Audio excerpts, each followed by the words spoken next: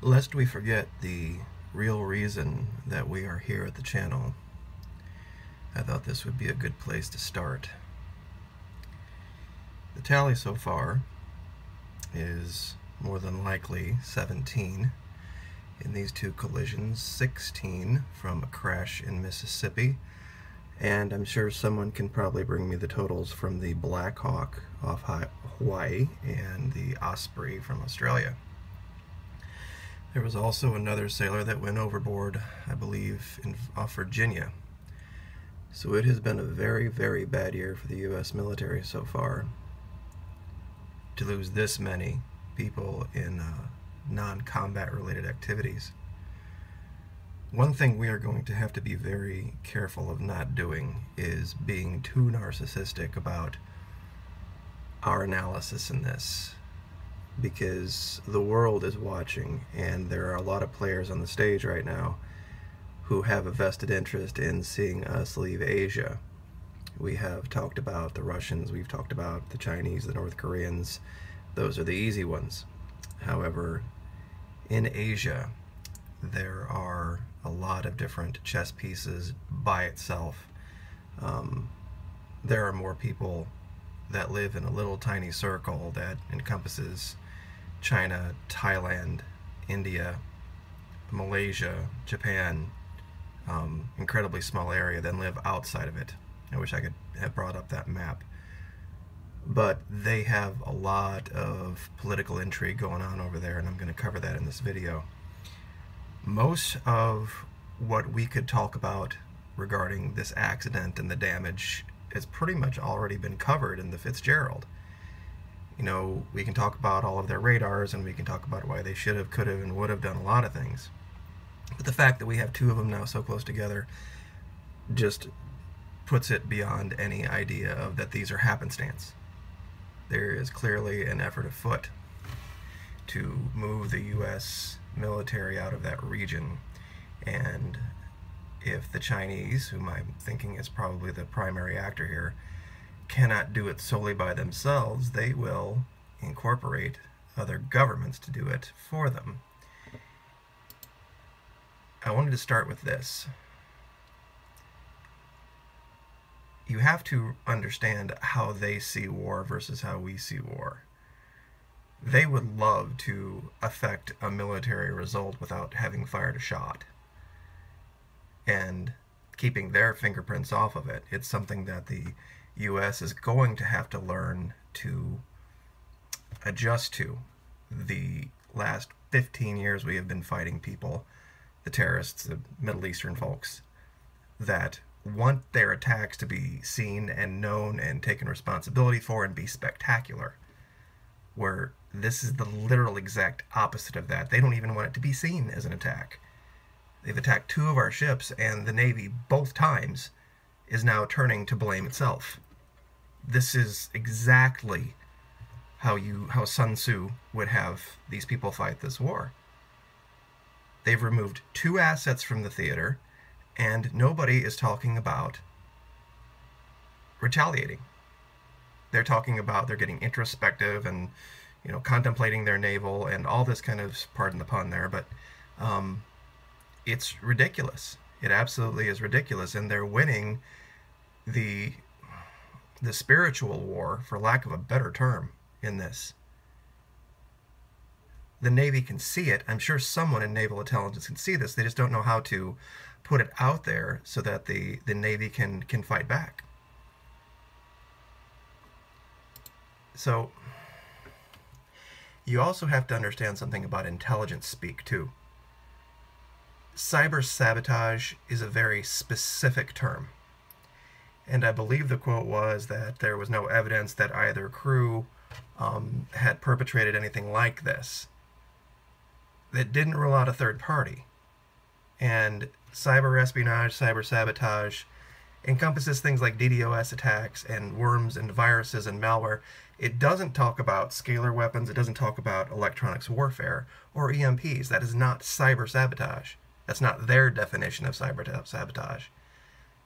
So they've really, you know, used syntax to weasel their way out of dealing with that issue. Now, I've been doing some research, and I came across this. You see, the issue with the Fitzgerald, I think, was more of a message to Japan than it was to us. That if the Japanese want to be part of the next 30 years of wealth that's going to be enjoyed by the Chinese by pulling all of that natural gas out of the South China Sea, they're going to have to pivot, not completely away from the U.S., but they're going to have to start thinking about things with a different perspective. And I think this was a message to the government of Singapore. Now, if anybody out there doesn't know what Project Starlight is, there has been this issue, and it's very convoluted, that deals with Taiwan and China, and how there's supposed to be this one China idea from Beijing that all of the Asian nations around there only deal with China. They don't deal with the Taiwanese as an independent authority. The Panamanians just got a good lesson in that, because they have cut their diplomatic ties with Taipei and are now dealing solely with the Chinese in Beijing. And you can read through this article. It is, let's see if I can find it here, scmp.com, Week in Asia Politics, how Singapore's military vehicles became Beijing's diplomatic weapon. And it talks about how the Chinese have maneuvered their way into getting the government of Malaysia to turn away from Taiwan. And this ship that hit the Fitzgerald was going from Taiwan to Singapore in Malaysia. So I don't think this is any kind of an accident. They have basically, and I don't want to get too drudged down in the details of this article, you folks can read it for yourself. Basically the idea here is the Chinese want the Malaysians to, like the Japanese, turn away from their dealings with the U.S. and turn more towards China, and keep them in the forefront of their policy making. And I think this might be something where the Chinese found a way to maybe sneak a submarine underneath a ship with the blessing of the Malaysian Navy, and was able to affect a small steering glitch in the John Mccain just long enough to get her, thumped by a giant oil tanker. And it doesn't take much. I mean, it really doesn't take a whole lot. You don't need some giant EMP weapon, that's going to completely, do the whole Black Sea number on somebody. You just need to be subtle. Because, like I said, even with the Fitzgerald that got T-boned, it's a 500-foot ship, 250 feet one way or the other, and the ship misses. In naval terms, that's, nothing, 250 feet out there. So, and based on what the Navy's telling us, for what I guess we can believe or not believe, the Fitzgerald had running lights on when she got hit and wasn't trying to run dark. We don't necessarily know about this ship, but you can definitely see the difference in how the Navy is handling this versus the Fitzgerald. Admiral Swift handled his press duties exactly how you would handle it. He was circumspect, he was to the point, he didn't offer a bunch of extra information, he didn't try to construct a narrative, he did exactly what he was supposed to. They learned. They absolutely learned. They blew it with the Fitzgerald. They divulged way too much information way too soon about this. And you bet your sweet ass they're looking into, other governments and other forces in that area now. And so I'm just going to leave it at that. You can read about Project Starlight in this article, and I'm sure a lot of folks down in the comments section who are a lot more knowledgeable than me will inform you of what you need to know about that. Just here at the end, I just wanted to do a little channel stuff. A lot of folks have referred to me as Florida Marquis, M-A-R-Q-U-I-S. Not to be too nitpicky, but it's Maquis, M-A-Q-U-I-S. And it's based on the Spanish Maquis.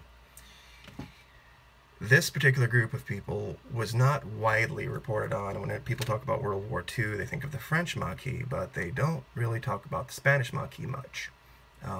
Just to give you a quick overview of them, they fought against the fascists from Franco. I'm just going to read this real quick for you. During the German occupation of France, the Spanish Maquis engineered more than 400 railway sabotages, destroyed 58 locomotives, dynamited 35 railway bridges, cut 150 telephone lines, attacked 20 factories, destroying some totally, and sabotaged 15 coal mines, took several thousand German prisoners, and with just small arms captured 3 tanks. In the southwest part of France, where no Allied army ever fought, they liberated 17 towns. The Maquis is a French word that means shrub. And basically, these people just blended into the background. But they affected major change in their world. And that's what I wanted this channel to be about. It was about normal people, everybody like you and me, getting together, keeping our eyes and ears open, and building a channel that could really make change. You know, we're not there yet. We got 6,000 folks. We started at 700. Well, we started at 0, but since the whole thing with the Fitzgerald, we've moved from 700 to over 6,000. So we're going to keep going. I live just south of Jacksonville, Naval Station Mayport. These are our home-ported ships, and just wanted to show you that. We have 4 here, and the folks that maintain those ships and are assigned to those ships are all over the place here. And I'm blessed to have access to a lot of Navy folks. It is going to be one thing after another with these people, but you have to understand, and I say these people, the Chinese, so be prepared for more, because they have seen a pattern now that works. They attack a U.S. asset in the region, the asset gets removed, and the Navy blames itself. If they can continue to do that, they don't need an aircraft carrier. They don't need to fire a shot. We'll just leave because it's not financially, a winner for us to stay there, regardless of our allies in the region. And that's how the guy up in North Korea is going to win. Part of me wonders if he ever really had any intent at all to launch on the U.S. If it's just the idea of partnering up with the Chinese and, keeping the flames fanned for long enough to make us look silly. So the Chinese came out and made this statement about how the U.S. Navy is a hazard over there. And that plays right into, they're not talking to us, they're talking to the Asian governments over there. And I'm sure there's a lot of Asian governments over there now scratching their heads, the Vietnamese and everyone else over there. It's like, does it really pay us to deal with the U.S. versus dealing with the Chinese? Because, they're making us, look like we're not dependable and like we're sloppy and like we don't know what we're doing. And for the moment, they have the advantage because they got something that we don't know how to counter yet. So, anyway, almost 15 minutes. Like, share, subscribe. Thank you very, very much, everyone, for the support. The channel is got the most amazing group of contributors I have ever been associated with. If anyone out there has a question, anyone out there has an issue, please don't feel like you can't ask other folks here. We've got Captain Tom Guam, guy who actually lives on Guam, that comes here. We have Bill McCanless. He was a former Navy commander, I believe. We have USN for America. We have so many names that I'm forgetting, that these folks are lifelong Navy folks, folks at sea.